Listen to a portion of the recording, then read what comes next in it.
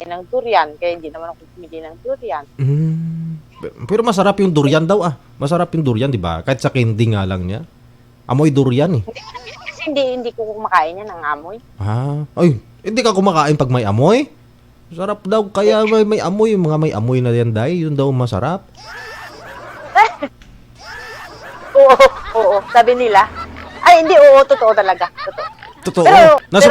Pero Pero nasubukan mo naman na kumain ng mabaho. ay, hindi. Oh, sarap kaya. Iba na yun. Hindi Iba na yun, ha? Hindi kumakain ako ng tuyo, day. Alam mo yung tuyo? Sarap kaya nun. Oo, yan. Oo, yan. Kain ko talaga yan. Oo, may dala pa dito ko balik dito po. Sarap kaya ng tuyo. Dad, nagdala ka dyan pabalik sa Singapore ng tuyo? Day. Oo, may dala ako. May dala ka? May dala ako, day, na ibos, tuyo, alupi. Alam mo Ako ka namin ito, no? Yung mga dala ko dito. Alam mo naman, hindi ka makakain yan dito pag hindi mo tatay. Kaya Pwede nga. naman. Laki-plaki. Abuti ka pa. Ako nga, nakauwi ako dun probinsya. Kahit tuyo, di man lang ako nakatikim ng tuyo sa probinsya. Wala nang time eh. Ay, maluoy ka. Hindi ko ngayon nakita yung nakita ko na yung 30 na. Kasi siyempre, 25 kami nag-fly. Pero nagdaan pa kami via Cebu. Yun ang kasi lumahan kami ng Cebu eh. Tapos Cebu to Jensan. So, nag-stay ako sa Jensan ng 1 day. Tapos napunta kami sa Davao. About 2 days, bumalik kami ng Jensan. Mabuti sa'yo kahit papano. Wala kang pinoproblema. Isalay anak mo. Ayo, by the way, sa Singapore, kita-kits na lang tayo dyan na May 12, no? Confirm na. Event ng Singapore Summer, ano nga yan nila? Nakalimutan ko. Day, Rodelin, ano nga yun, Day? Hindi ko alam yan. Hindi mo alam? Wala. Ngayon, alam mo na? Ayun, alam ko na. Kasi sumabi kayo. Sa'yo na lang, kita-kits na lang tayo dyan na... Hindi ba, event yun? Hindi na makapag sa iyo. Event yun. Hindi, kasi after ng event, kasi yung start ng program daw, hapon hanggang alas 5. Pero yung place hanggang 11 ng gabi. Hanggang 11 ng gabi. May sunog. Teka lang, may sunog na naman. So,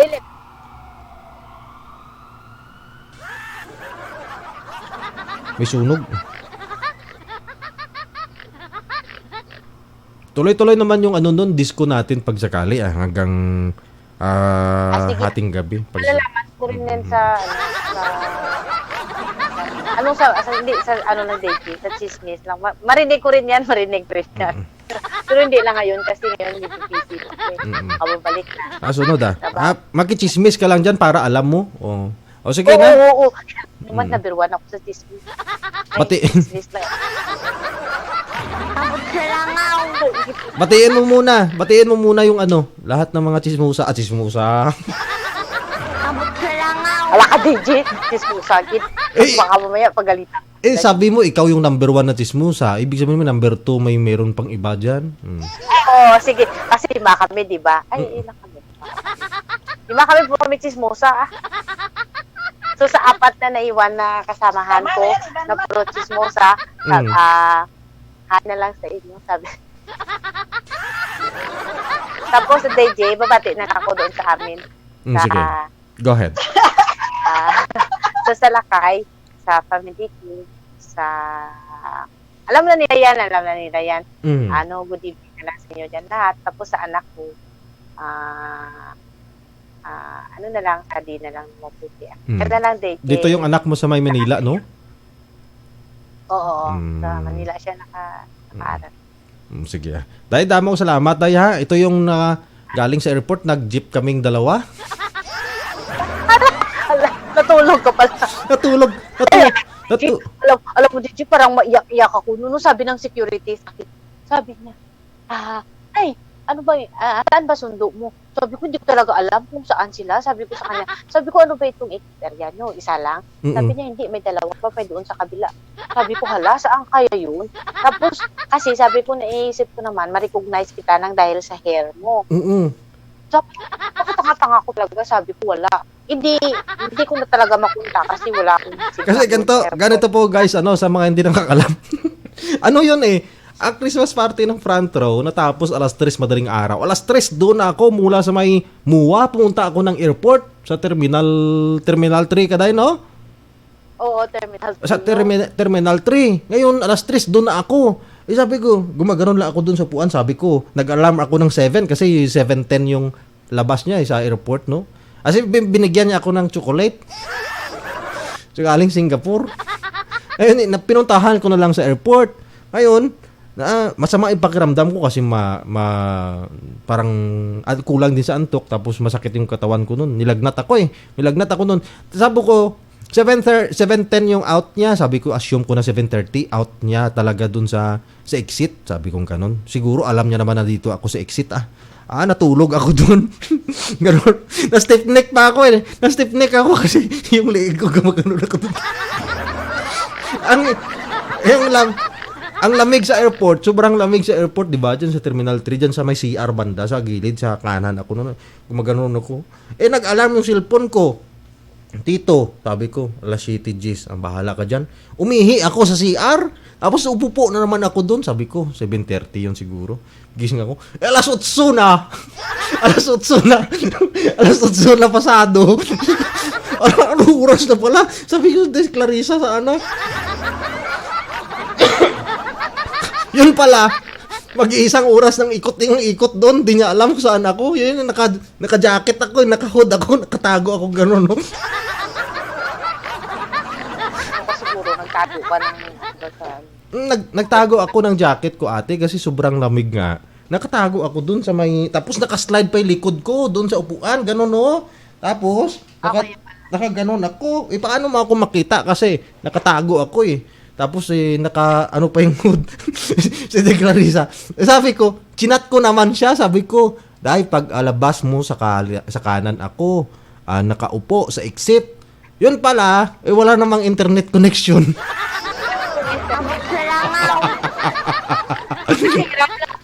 Alam mo, DJ, kung nainis ko siguro yung security kasi nakiram lang ko ng ilang beses ko na yun ninirahan po niya. Tapos sabi ko sa kanya, huwag kang mag-alala, babayaran kita talaga, sabi ko sa kanya. Tapos, siguro sa sobrang awa na lang ng security kasi parang iyak na talaga ako. Sabi niya, bigyan mo na lang handphone mo sa akin. Sabi ko, putangin na, kanina pa pala ito. Ba't hindi kinkiin yung wifi dito sa airport? Pinahirapan mo pa ako. Ayun, kinkiin na. Iwan ko kung paano na, kaya, akala mo, DJ, binigyan ko talaga ng pera, binigyan ko ng 500.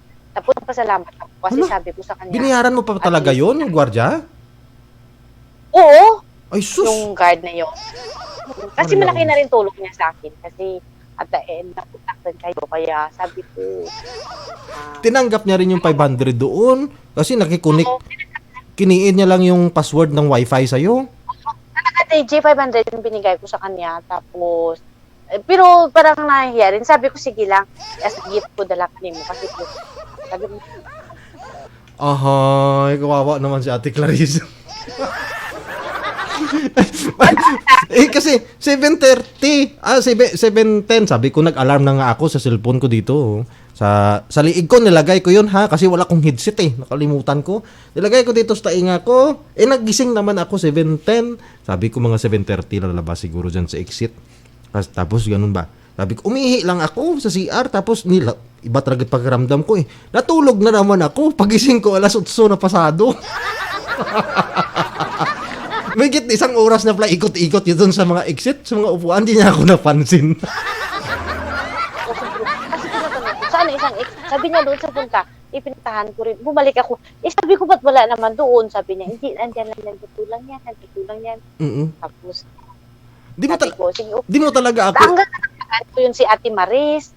Sabi niya, alam mo yan, Digit, matutulog talaga yan. Sabi niya, matulog yan. Sabi ko, kaya saan yan yung natutulog dito? Sabi ko, nakakahiya naman kasi tanghali na, ba't matulog dito ng dami-dami ng tao?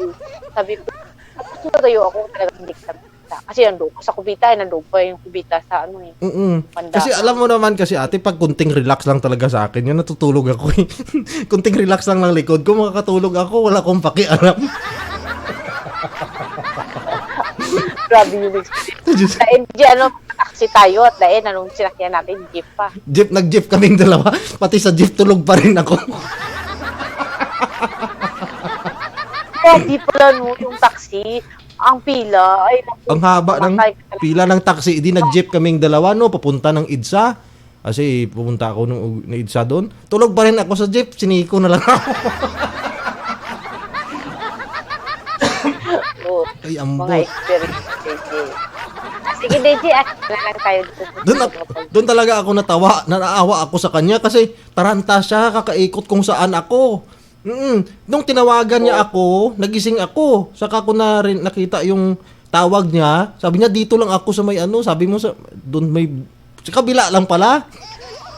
Oo, tapos sabi ko pa sa security, sabi ko saan ba yung, ano ba yung Union Bank? Sabi niya, day, makita mo yan, sa una na yan. Tingnan mo yung sign. Kasi ang alam ko, kasi kagigising mo lang, kaya pag sabi ko sa'yo, nandito ko sa PNP, hindi mo rin napansin kung saan ang PNP. Kaya yun, kaso lang, nang tumayo ka na, kahit nakatalikod ka, talagang nakita mo ako? Kasi tinanggal ko yung ano ko eh, yung hood ko tinanggal ko yun ho. Tapos kasi para akala mo din, ang iniisip ko lang yun nga madali kita makita, yung hair mo. Yung buhok ko kasi may kulay yung buhok ko. Mali ka kasi naka-hood ako eh. Tinakpan ko nga ng hood ng jacket. Mali rin. Kasi sobrang lamig doon sa airport. Ay, malamig ka. Malamig talaga ito. Malamig. Masyado. At least, mga ano lang yung gigi, experience. Experience na nakakatawa, na nakakaawa ka lang. Kasi, ano siya eh, hindi ko.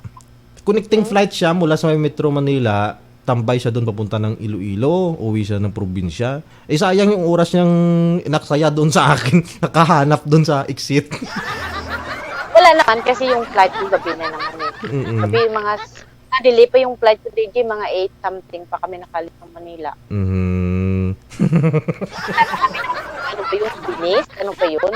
Kala ko ganda-ganda eh. Hindi lang naman na place yung visit. Yung anong plane? Anong plane yung sinakyan mo? Cebu Pacific. Pangit? Pangit. Hindi, okay lang naman. Ayun, Cebu, hindi. Cebu Pacific, hindi masyado. No, kasi palagi na late yan eh. Late? Tapos minsan, DJ. Late naman talaga palagi yan. Tapos minsan, rin yan, maaga rin yan, nag-aalis. Nag-iiwanan yan ng passenger. Ay, ganun? Alam lang. Ay, hindi ko sinabi yan ha. Ikaw nagsabi yan. O yan. Alam mo, DJ, isang beses. Hindi, ayaw ko nasabihin. Nangiiwanan ng passenger kasi yung matalik ko na kaibigan, andyan na nagtatrabaho sa airport. Tapos sabi niya, dami na dito nag-iiyak kasi sabi nila, yung time, ang first ko na uwi, DJ, alam mo, nakalagay doon sa ticket ko is 10:40. 10:40 Buti lang kasi gin-check ko kasi may ano ko eh, mahilig ko kasi mag-check ng mga flight. Tapos ba't nga 9:40 flight kasi Pacific to Iloilo. Sabi ko, nakalagay dito sa ticket ko, 10:40. So, gin-base ko na lang yun ang 9:40 DJ. Maaga pa kami nagaling ng Cavite, pupunta ng airport. Alas 6, nakalis na kami. So, dating kami ng airport, mga alas 2. Tapos, wala ko eh. Wala, DJ. Pagdating namin doon. Totoo talaga. 9 o'clock. Nagpasok na kami sa departure. Wala pa ka 9 o'clock, 9:10, nagpasok na kami sa aeroplano. Exactly 9:40, nag-take off na. Kung hindi ka talaga yun, kung tanga-tanga ka talaga yun, pumunta ka ng 10:30, bye-bye ka talaga. Oo, nangiiwan talaga yan ng Cebu Pacific. Ay, sabi ko nga sa'yo, huwag kang mag-practice. Nangiiwan niya ng pasahero. Alam lang. Ganun? Kaya mula dati, talaga, nabibigay ako ng allowance eh. Let's say for example, 2 oras, andun dapat ka sa loob. Minsan ginagawa ko pang 3 eh. Yung alas 5 yung flight ko, minsan alas 2 doon ako. ng 2 hours, kailangan 3 hours dito. Mm. Magkano sila yan? Magkasabay sila yun ng AirAsia, yung AirAsia na dalawa. Tapos minsan hindi naman yan sa hindi mo naman kasalanan kasi yung time na binigay nila, example, 10:40 10:40, 9:30, isang oras. Oh. Yun lang. Mali yun kasi nasa ticket is 10:40. Okay? Pero kung mag-argue sa kanila, wala ka naman magawa. Wala ka naman magawa Sa susunod, mamili ka na lang kung gusto mo. Parang ganun. Kaya ngayon, maganda pa nga minsan, Pal, kasi magka-diferensya sila ng Pal, maliit lang. May pagkain pa Pal ka na lang. Oo. May pagkain. Tingnan mo, DJ, akala mo, DJ, nakakaganda pa yun sa Pal, akala mo. Yung flight namin sa Iloilo to Jensan is 3:40 ng hapon, nakalagay doon sa ticket ko, ha? Punta kami ng airport is 12. Nandun kami sa airport sa Iloilo. Nung check-in ako, sabi ng babae, sabi niya, wala nang flight na 3:40 pa Jensan. Sabi niya 11:20 kanina nag-fly na yung PAL to Jensan. Sabi ko, kasalanan ko ba yun? Hindi namin yung kasalanan na. Sabi ko, nakalagay dito is 3:30. 3:40. Sabi ko, maaga pa nga kami pumunta dito. Ayun na, DJ, dumaan ako ng Cebu nang dahil din sa kanila. Kasi, sabi nila, sige, hanapan namin ng paraan na paano ka maka-fly. Pero dadaan ka muna ng Cebu. Sabi niya, is okay lang kasi free ng accommodation, free ang pagkain. Lahat free day, kahit transport namin. Tapos nag-stay kami sa Lucky, sa hotel rin. Sabi ng anak, sabi niya na, next time pwede, okay pwede naman, parang nag-tour ka lang kasi may free pala accommodation, free yung food, o free pa yung free ang dinner namin, free breakfast namin, free hotel namin, free transport namin. Saan ka pa? Bawi ka na dun? At least parang nag-tour ka lang, no? Delay lang yung flight mo, may connecting flight, nag-ikot ka pa sa Cebu. Oo, nakikot pa kasi isang araw pa kasi kay Sari. Kaya kung sabi ko, ganda naman ng PAL. Sabi nga ng PAL pala? PAL pala yun, no? Ha? PAL? PAL. PAL. Maganda ang PAL. Medyo may kamahalal ng konti sa Cebu. Promoter ng PAL.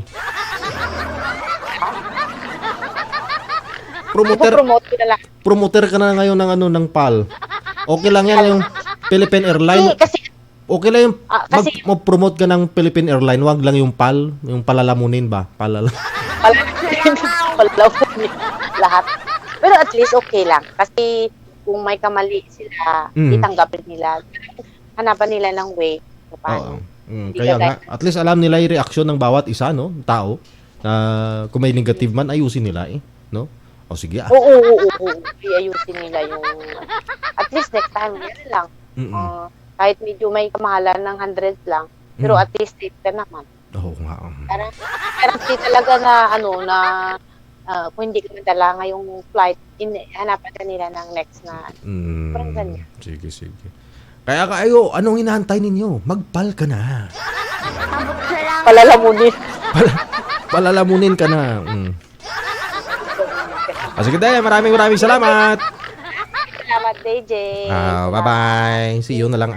DJ Joe Remix.